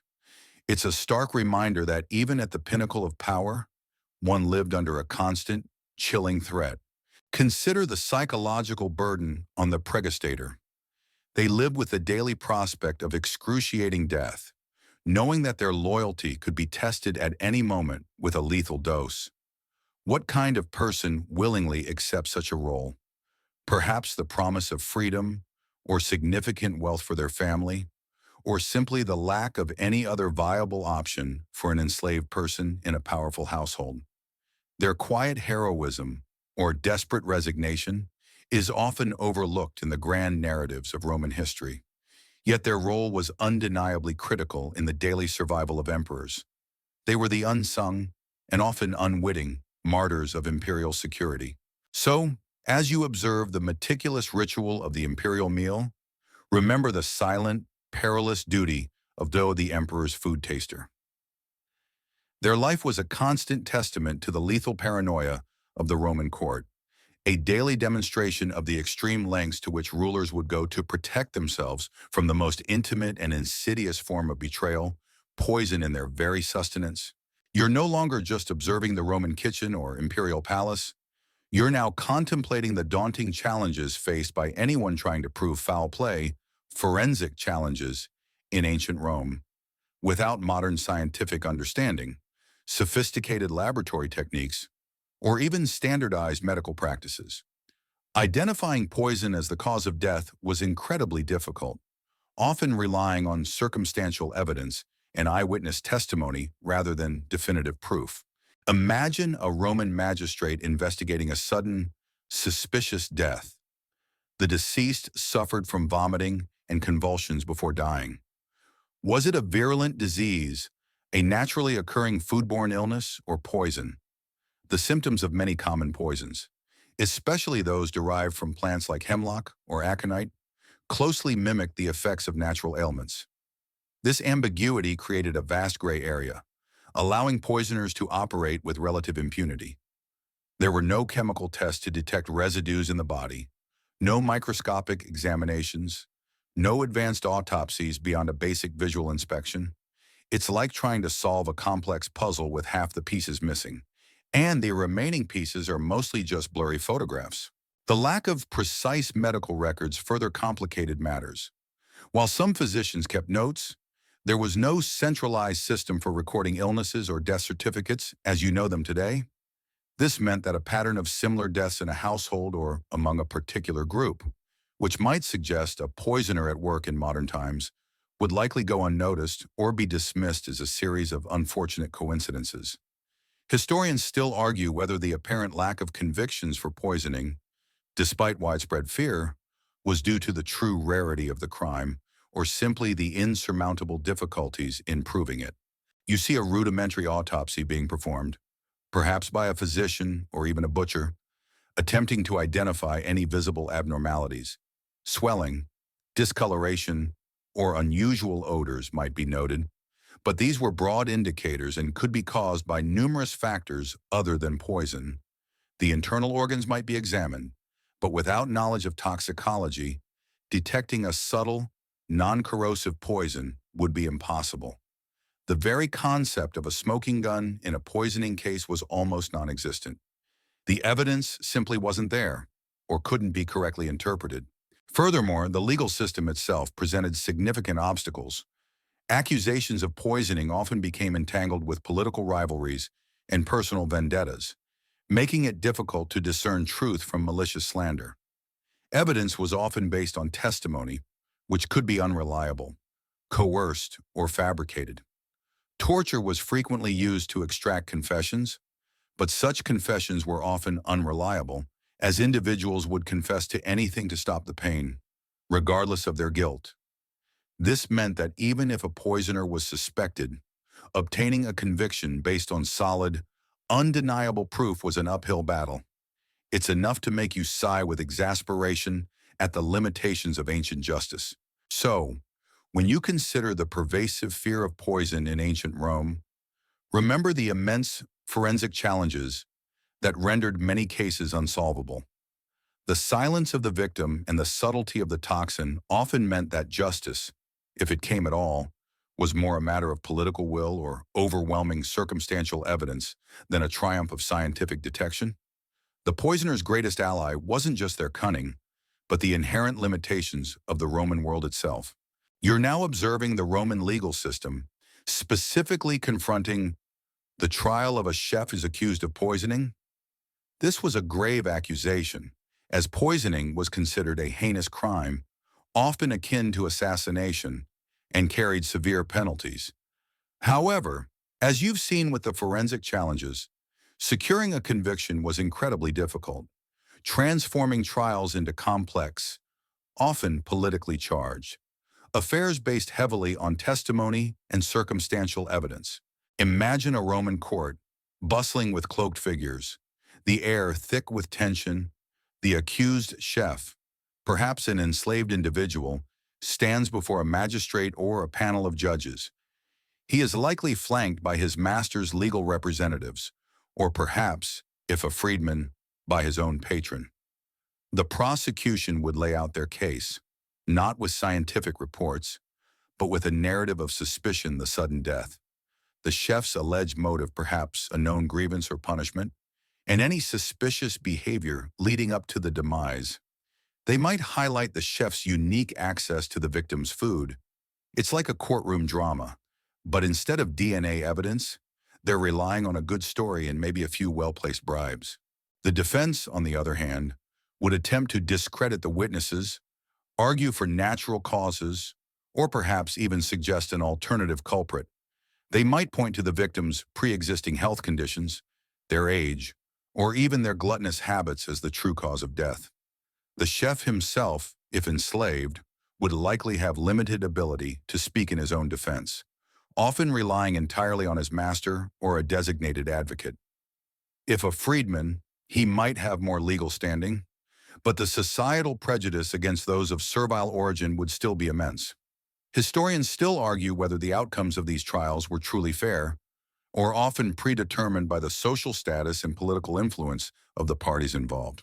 You might hear testimony from other enslaved household members, perhaps coerced or genuine, detailing the chef's demeanor, any unusual preparations, or even whispers of discontent. However, the testimony of enslaved persons was often extracted under torture, making its reliability highly suspect, though it was still admissible in Roman courts. This added a grim layer to the proceedings, where truth was often sacrificed for a forced confession. It's a chilling thought that the very evidence could be manufactured through immense suffering. The consequences for a convicted poisoner, especially an enslaved one, were horrific.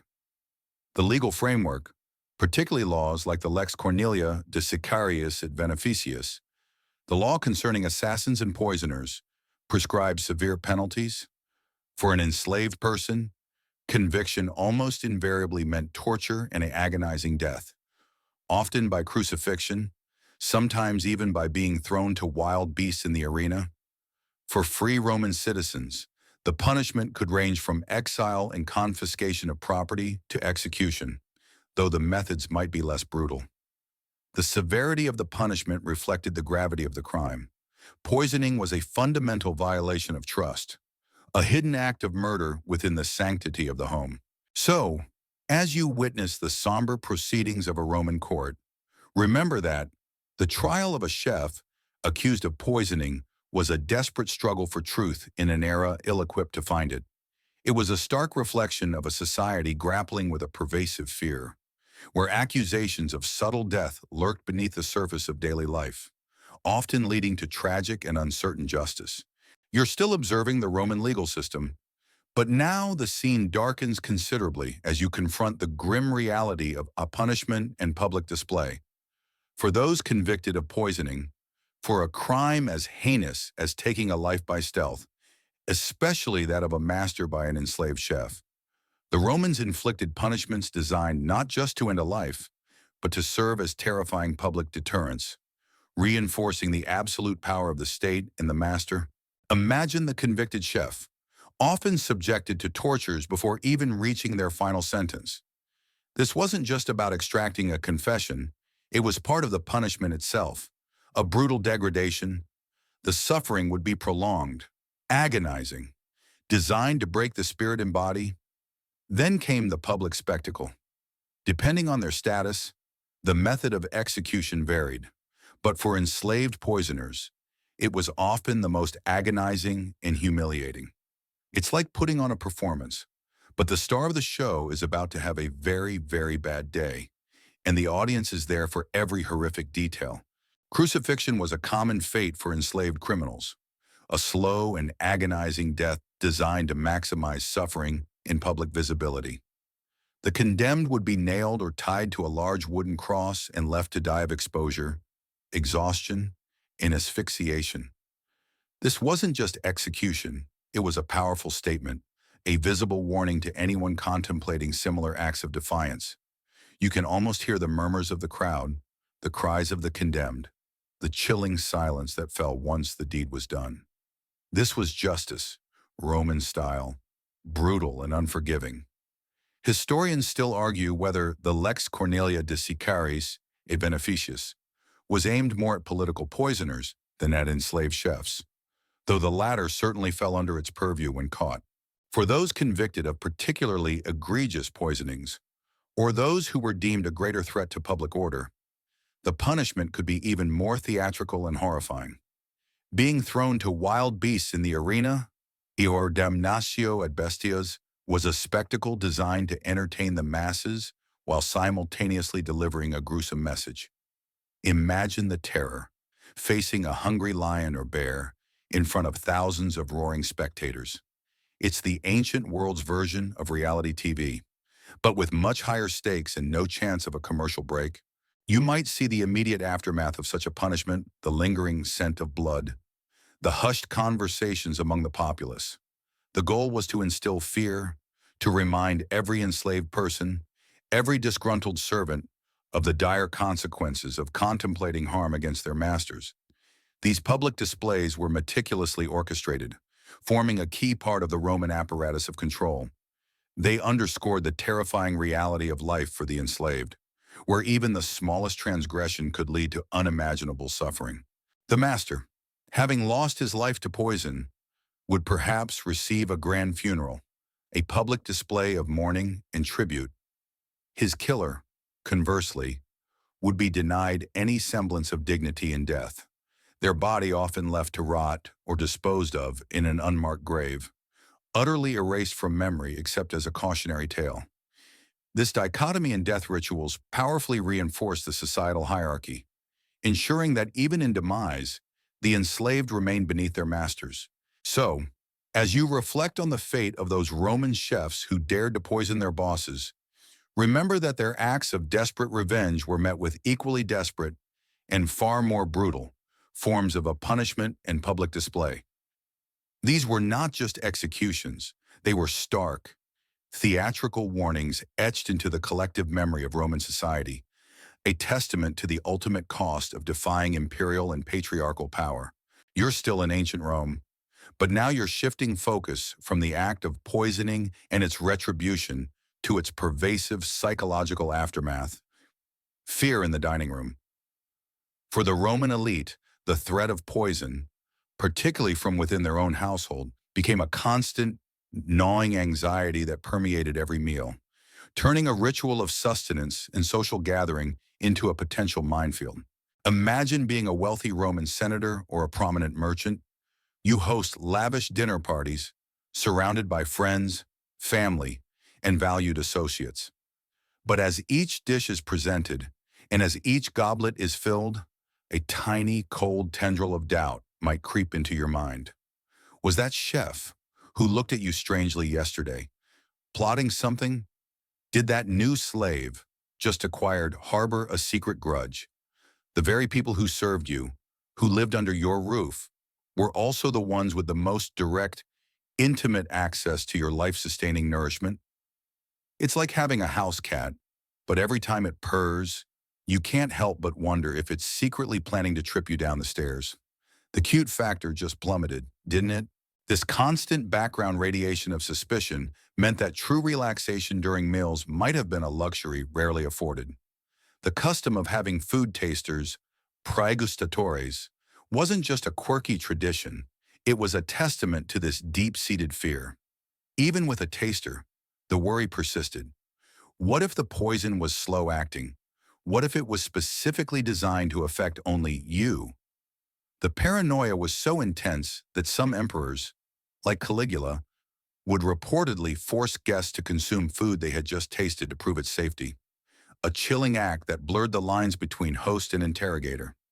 Historians still argue whether the extreme paranoia regarding poisoning was fully justified by the actual frequency of such crimes, or if it was amplified by political rhetoric and sensationalized accounts. You see a master reclining on his dining couch, perhaps pausing just a moment too long before taking a sip of wine, his eyes darting subtly toward the servant who poured it. Every unusual taste, every mild stomach ache, every moment of indigestion could trigger a wave of terrifying possibilities. Was it merely a bad oyster, or was it the beginning of the end? This psychological burden could easily erode trust within the most intimate domestic circles, turning households into crucibles of suspicion. The bonds of loyalty, even among freedmen and favored slaves, could be questioned.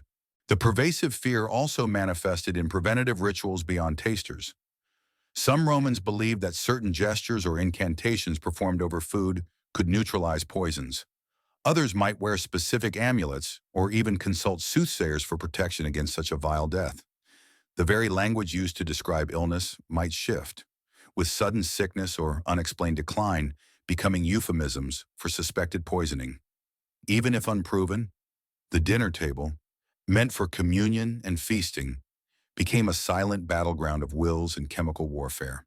So, as you observe the Roman elite enjoying their banquets, remember that beneath the veneer of luxury and leisure, a silent, pervasive anxiety gnawed at their peace of mind. The constant specter of poison, lurking in the shadows of their own kitchens and delivered by the very hands that served them, ensured that or fear in the dining room was a very real and often inescapable part of aristocratic Roman life. You're still observing ancient Rome, but now you're seeing the long-term impact of these culinary betrayals. The legacy of distrust. The pervasive fear of poisoning, deeply ingrained in the Roman psyche, didn't just cause momentary anxiety, it fundamentally altered the dynamics of trust within households, among social circles, and even at the highest levels of political power. Once suspicion takes root, it's incredibly difficult to dislodge, like a persistent weed in a meticulously kept Roman garden. Imagine the master of a household having witnessed or heard accounts of other prominent Romans falling victim to their own staff. How could they ever truly trust the enslaved cook who prepared their meals, the butler who poured their wine, or even the physician who administered their remedies? The intimate nature of these relationships, which should have fostered loyalty and care, was instead tainted by the constant possibility of lethal betrayal. This created a profound paradox. The more powerful and wealthy a Roman became, the more vulnerable they often were to those who served them most closely. It's like buying a high-tech smart home, only to realize the smart toaster oven has a mind of its own and a secret agenda against crunchy toast. Your sense of security just evaporated, didn't it? This erosion of trust rippled throughout Roman society. While poisoning by enslaved individuals was often framed as an act of individual vengeance, it also subtly undermined the very institution of slavery by highlighting the inherent dangers of absolute power. Masters were forced to grapple with the terrifying reality that their human property, no matter how subservient, could become their silent executioner. This knowledge, even if unacknowledged publicly, fostered a deeper sense of unease and intensified control mechanisms within households, sometimes leading to even harsher treatment, ironically, potentially fueling more resentment. Historians still argue whether the increased cruelty towards enslaved people in later Roman periods was a direct result of these fears or a broader societal shift. You might see subtle changes in household behavior. Perhaps masters became more demanding of their food tasters, scrutinizing their reactions with heightened intensity, or they might frequently change their kitchen staff, hoping to disrupt any potential long-term plotting. These constant shifts, however, could also backfire, as new staff lacked the established relationships and potential loyalty of long-serving enslaved individuals, perhaps making them more inclined to resentment. It was a vicious cycle of fear and mistrust, with no easy escape. The legacy of distrust also extended to political power. Emperors and powerful senators, constantly aware of the ease with which poison could be administered, lived in a state of heightened paranoia. Every alliance, every friendship, every political gathering became a potential trap. The fear of poison-colored political maneuvering, leading to purges, assassinations, and a general atmosphere of suspicion where no one could be fully trusted, especially those who held positions of intimacy and access. The Roman elite became trapped in a gilded cage of their own making, where their very sustenance was a source of fear. So, as you reflect on the Roman world, remember that the curious case of poisoned bosses wasn't just a series of isolated incidents. It left a profound and lasting mark. It created a legacy of distrust that seeped into the very foundations of Roman domestic and political life, forever altering the intricate web of relationships between master and servant, ruler and ruled, and turning the comforting act of eating into a terrifying game of chance. You're still observing the Roman perspective on poison, and it's crucial now to differentiate between what was genuinely prevalent and what became exaggerated. Myth versus reality. The Roman fascination with poison, fueled by dramatic political assassinations and a widespread fear of clandestine plots, often blurred the lines between factual occurrences and sensationalized narratives, making it difficult for you to discern the true frequency and impact of these culinary crimes. Imagine a Roman commoner listening to rumors about a prominent senator's sudden demise. Was it truly poison, administered by a disgruntled chef, or was it simply old age, exacerbated by a rich diet, amplified by gossip, and embellished by political rivals eager to discredit the deceased family? Roman society, like any other, loved a good scandal, and a mysterious, deadly poisoning offered far more intrigue than a mundane death from natural causes. The narrative often trumped the facts. It's a bit like modern tabloids, but instead of celebrity breakups, they're reporting on high-stakes, lethal food poisoning incidents, and the sources are usually anonymous insiders with an agenda.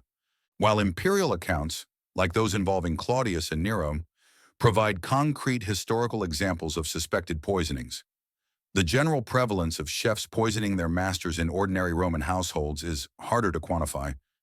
Were these isolated, desperate acts, or a widespread, silent rebellion? The truth likely lies somewhere in between. The threat was real enough to prompt preventative measures like food tasters and strict laws, but the frequency might have been exaggerated by Roman writers like Tacitus and Suetonius, who often sensationalized events to highlight the moral decay of emperors and the dangers of unchecked power. Historians still argue whether the accounts of widespread poisoning were a reflection of a societal epidemic or a narrative device used to underscore the corruption and paranoia of the Roman elite. You see a Roman playwright scribbling notes, perhaps for a tragedy. A sudden, mysterious death by poison offers far more dramatic potential than a lingering illness. This artistic license, combined with political propaganda, could easily inflate the perceived threat. Every inexplicable death, every instance of rapid illness, could be attributed to the poisoner's hand rather than acknowledging the limitations of ancient medicine, poor sanitation, or common diseases that swept through the population. It was easier, and perhaps more comforting for some, to blame a malevolent individual than to confront the randomness of illness in a pre-scientific age. Furthermore, the very concept of poison in ancient Rome could be broader than your modern understanding. It sometimes encompassed substances that merely induced illness or madness, rather than outright death. This semantic fluidity could contribute to the perceived prevalence of poisoning, where any debilitating ailment, if suspicious enough, could be categorized as such. The Roman legal system, as you observed, also struggled with concrete proof, often relying on circumstantial evidence and coerced confessions, further muddying the waters between fact and accusation. So, as you consider the curious case of Roman chefs who poisoned their bosses, remember to approach it with a critical eye, sifting through the layers of myth versus reality.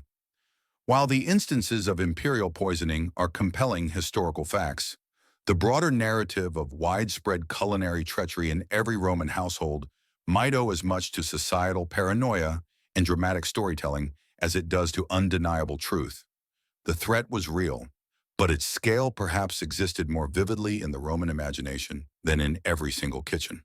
You're still in ancient Rome, but now you're shifting your gaze from the sensational imperial dramas to a more sobering, often forgotten aspect: the unsung victims. While history vividly records the alleged poisonings of emperors and prominent figures, countless ordinary Romans, less celebrated and often without a voice in historical records, likely fell victim to less publicized acts of culinary malice. Their stories remain largely untold, yet their fates underscore the true breadth of this silent threat. Imagine a modest Roman household, perhaps of a wealthy freedman or a mid-level official, their enslaved chef, driven by a personal vendetta stemming from abuse or a deep-seated grievance, might administer a slow-acting poison. The master falls ill, suffers for days, and eventually succumbs.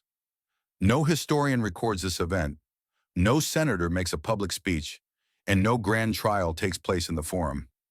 The death is simply attributed to a sudden illness, a common occurrence in a world without modern medicine or public health records. It's like watching a minor character in a play. Their fate is important to them, but the main plot moves on without much fuss. And you, the audience, hardly notice. These were the silent deaths, occurring in the shadows of the grand narratives.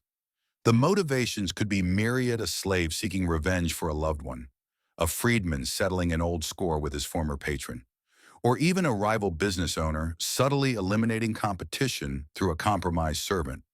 The lower social standing of both perpetrator and victim meant these cases rarely, if ever, made it into the annals of official history. Their stories are lost to time, known only to the immediate household and perhaps a few local gossips. Historians still argue whether the perceived low number of documented poisoning cases involving common citizens indicates a genuine rarity or simply the lack of detailed records for non-elite deaths. You might sense the quiet tragedy in such a scenario. The family mourns, perhaps suspects foul play, but without evidence or influence, they can do nothing. The poisoner might continue their life, seemingly unburdened, their secrets safe within the unwritten history of the everyday. These unsung victims remind you that the threat of poison wasn't confined to the dramatic struggles for the throne. It was a dark current flowing through all strata of Roman society, touching lives that history rarely bothered to record. Consider the sheer volume of Roman citizens and enslaved people. If even a tiny fraction of unresolved deaths were due to poisonings by those with access to food, the total number of unsung victims could be far greater than the few famous cases that dominate historical accounts. This adds a chilling dimension to your understanding of daily life in ancient Rome, where a simple meal could harbor the most profound danger, not just for emperors, but for anyone deemed inconvenient or hateful by someone with access to deadly ingredients. It's a reminder that sometimes the most pervasive threats are the ones that go unnoticed by the grand sweep of history, existing instead in the quiet, desperate acts of individuals. So, as you reflect on the grim reality of Roman poisonings, allow your imagination to extend beyond the imperial palace and into the countless ordinary homes, where the unsung victims met their fates in silence. Their unrecorded stories are a powerful testament to the widespread impact of this insidious form of violence, a silent epidemic that haunted the Roman world. You're still in ancient Rome, but now you're pondering how knowledge, even dangerous knowledge, was disseminated through cool kitchen lore and warnings. In an age without printed books, widespread literacy, or formal toxicology courses, vital information about ingredients, both nourishing and lethal, was passed down through generations, within families, among enslaved communities, and through the informal networks of markets and workshops. This collective wisdom, often anecdotal and rooted in harsh experience, served as the Roman equivalent of a public health advisory, albeit a whispered and often fearful one. Imagine an older enslaved cook, leaning close to a younger apprentice, pointing to a specific type of wild mushroom or a particular berry. "Never use that one," she might say, her voice low. "It brings on the shaking sickness." And then, silence. Or perhaps she'd caution about a certain bitter root, emphasizing its medicinal properties, but hinting at its deadly potential if used improperly. This was how knowledge was conserved: through direct instruction, observation, and the sharing of cautionary tales, often reinforced by real-life tragedies. It's like learning your grandmother's secret cookie recipe, but instead of a pinch of salt, she's teaching you about a pinch of silent death. Not quite as comforting, is it? These warnings weren't just about identifying naturally poisonous plants. They also encompass suspicions about certain merchants or unusual ingredients appearing in the market. That fellow from the Syrian quarter, "His spices are too potent," might be a veiled warning about a known dealer in illicit substances, or someone whose wares had previously been linked to suspicious illnesses. The culinary world, being so intimately connected to life and death, developed its own intricate system of whispered alerts and protective practices. Historians still argue whether some ancient recipes, ostensibly for medicinal purposes, might have subtly embedded instructions for lethal preparations, understood only by a select few. You might overhear a discussion among market vendors about a specific batch of imported wine that caused an unusual fever in a wealthy household. These tidbits, pieced together, could form a patchwork of understanding about who was involved in illicit dealings or which substances were currently being exploited for nefarious purposes. The fear of poison created an informal intelligence network where survival depended on knowing who to trust and, more importantly, who to avoid. The kitchen itself, as a hub for various enslaved individuals, from cooks to pantry managers and servers, became a natural conduit for this lore. News traveled among them about their masters, their habits, and any instances of cruelty that might motivate a desperate act. Conversely, masters and their overseers would also spread warnings about troublesome enslaved persons or suspicious deaths in other households, attempting to educate themselves on the subtle signs of potential betrayal. It was a constant game of cat and mouse, with information being the primary currency. So, as you immerse yourself in the daily rhythms of ancient Rome, remember that the constant specter of poison led to the development of a complex body of kitchen lore and warnings. This unwritten knowledge, passed down through generations and shared in hushed tones, was a crucial, albeit often terrifying, guide for navigating a world where a delicious meal could, with cunning and malicious intent, become the last thing you ever tasted. You're still in the Roman kitchen, but now you're pondering something even more elusive than the poisons themselves, the chef's secret language. In a hierarchical society rife with surveillance and severe punishments, direct communication about illicit plans was incredibly risky. Thus, a clandestine system of subtle cues, coded phrases, and unspoken understandings likely developed among enslaved staff, particularly those in sensitive positions like chefs, allowing them to communicate dangerous intentions right under their masters' noses. Imagine two enslaved cooks, perhaps one preparing the main course and the other the sauces. The master or overseer is nearby, so a whispered conversation is out of the question. Instead, one might make a deliberate, slightly exaggerated gesture with a particular herb, or leave a specific utensil in an unusual place. The other, observing this, would understand the hidden meaning. This dish is the target, or be ready to create a distraction. It's like a secret handshake, but instead of a handshake, it's a specific way of chopping onions that only the initiated understand. Very subtle, very dangerous. This secret language wouldn't have been a formalized lexicon, but rather a fluid, evolving set of signals born from shared experience and mutual understanding. It could involve specific verbal cues embedded within seemingly innocent chatter about recipes or market prices, or nonverbal signals like a particular way of arranging plates, a subtle change in cadence while singing a work song, or even a deliberate spilling of a harmless liquid at a key moment. These were the whispers that weren't heard, the messages that were seen but not understood by outsiders. Historians still argue whether such elaborate clandestine communication networks existed on a widespread scale, or if these were more isolated, improvised acts between a few trusted conspirators. You see a chef deliberately place a specific type of serving spoon on the master's plate, rather than the one usually used. Is it a mistake, or is it a signal to the slave who will carry the tray that this particular dish requires extra care? Or perhaps a final, lethal addition at the last moment? The genius of such a system lay in its deniability. If questioned, any unusual action could be explained away as a mistake, an accident, or simply the stress of the kitchen. The very ambiguity was its strength. Consider the level of trust required for such a system to function.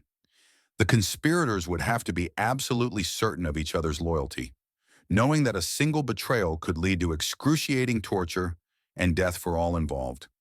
This speaks to the profound bonds that could form under the immense pressure of slavery, bonds that, in desperate circumstances, could transcend the fear of death itself.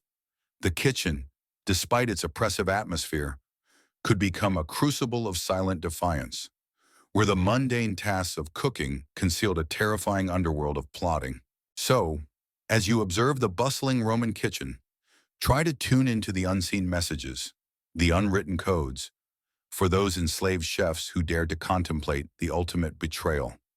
The chef's secret language was their lifeline, a clandestine channel for orchestrating their dark deeds, transforming everyday actions into a terrifying dialogue of life and death, right beneath the unsuspecting eyes of their masters. It's enough to make you wonder what unspoken dramas are unfolding in every busy restaurant kitchen even today. You're nearing the end of your journey through the Roman kitchen, and as you reflect on its hidden dangers, you can't help but see echoes in modern cuisine. While the direct threat of a chef poisoning their boss is, thankfully, a relic of a more brutal past, the historical fears of food contamination, deliberate adulteration, and the importance of trust in our food chain have subtly, yet profoundly, shaped many culinary practices and regulations you take for granted today. Imagine walking into a modern restaurant kitchen. You see stainless steel surfaces, strict hygiene protocols, health inspections, and clearly defined safety regulations. These aren't just arbitrary rules. They are the cumulative result of centuries of learning from and reacting to historical threats like foodborne illness, accidental contamination, and indeed, deliberate poisoning. The Roman fear of the poisoned meal, however ancient, laid some of the earliest foundations for the concept of food safety. It's like discovering that the reason you always wash your hands before eating goes back to a Roman emperor who died from a suspiciously seasoned artichoke. Suddenly, that hand sanitizer feels very historically significant. Consider the role of food critics in consumer reviews today. While they don't prevent poisonings, they embody the modern equivalent of public scrutiny over food quality and safety. A single bad review about a stomach bug or questionable ingredients can quickly damage a restaurant's reputation. Much like rumors of illness could spread through Roman society, though with far less lethal consequences, the fundamental need for trust in those who prepare our food remains paramount, even if the stakes have shifted from life and death to customer satisfaction. Historians still argue whether the Roman emphasis on food purity was driven more by practical health concerns or by symbolic associations with social status and moral uprightness. You see a modern chef meticulously labeling ingredients, checking expiration dates, and ensuring proper temperatures. This isn't just about culinary excellence. It's about control, traceability, and preventing anything harmful from entering the food supply. In a strange, indirect way, the Roman pregustator lives on in the form of rigorous quality control and food safety managers, ensuring that what reaches your plate is safe to consume. The fear of the unknown ingredient, the hidden danger, has evolved into a meticulous system of checks and balances designed to guarantee consumer confidence. Even the very act of dining out, a cornerstone of modern social life, carries a subtle historical echo. You implicitly trust the establishment and its staff to provide you with safe, wholesome food. This trust, so easily given today, was a luxury in ancient Rome. The historical reality of poisoned bosses serves as a stark reminder of how fragile that trust can be and how society has evolved elaborate systems to maintain it. It's a reminder that every bite you take, in a restaurant or at home, is built upon centuries of learning to mitigate risks that were once terrifyingly common. So, as you enjoy your next meal, perhaps prepared by someone else, take a moment to consider these echoes in modern cuisine. The ghost of the Roman poisoned meal, while no longer a direct threat, has undeniably shaped the standards, regulations, and unspoken expectations that govern the safety and integrity of the food you consume every single day. It's a delicious thought, isn't it? Knowing that your safe meal is built on ancient anxieties. You've traveled through the heart of the Roman kitchen, witnessed its dark secrets, and explored the chilling nexus of food, power, and betrayal. Now, as our journey through to final thoughts on Roman poison draws to a close, You're left with a profound sense of the complexities that lay hidden beneath the surface of ancient Roman life, particularly the stark contrast between outward grandeur and internal vulnerability. Consider one last time the enslaved Roman chef, a figure of immense skill, yet utterly devoid of personal freedom.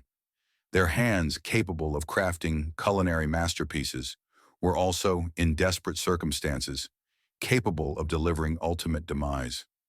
This paradox, the life-sustaining provider becoming the harbinger of death, serves as a powerful metaphor for the inherent contradictions within Roman society itself.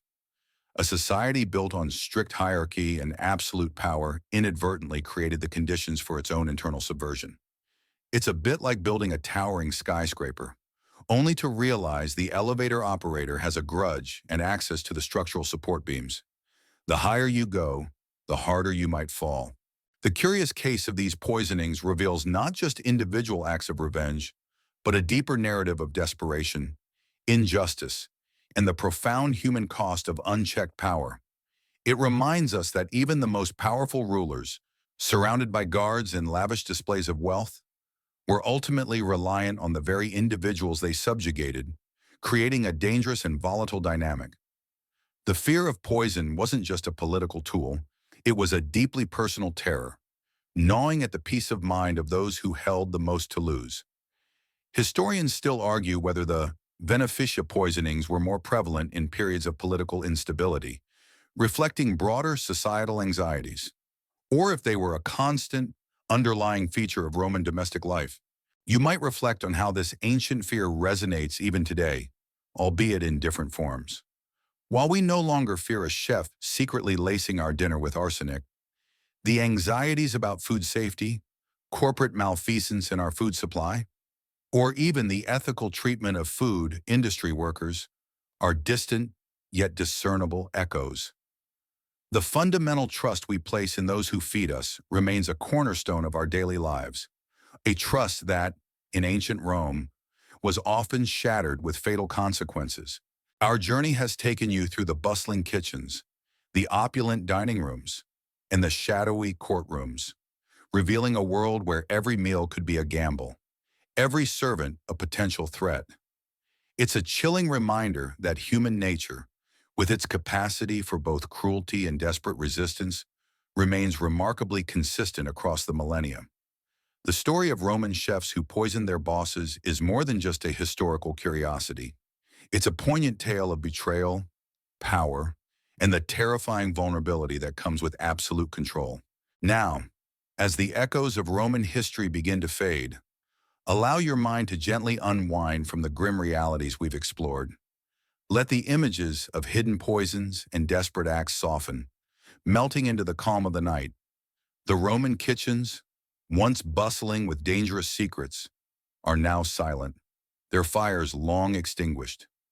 The masters, both poisoned and paranoid, have found their final rest. You are safe, nestled in your own time, far from the ancient anxieties of a hidden drop in a goblet of wine. Rest easy, knowing that these dark tales are confined to the history books, their lessons learned, their fears dispelled by the quiet passage of centuries. Allow the gentle hum of the fan, if you have one, to lull you, and let your thoughts drift towards peaceful slumber.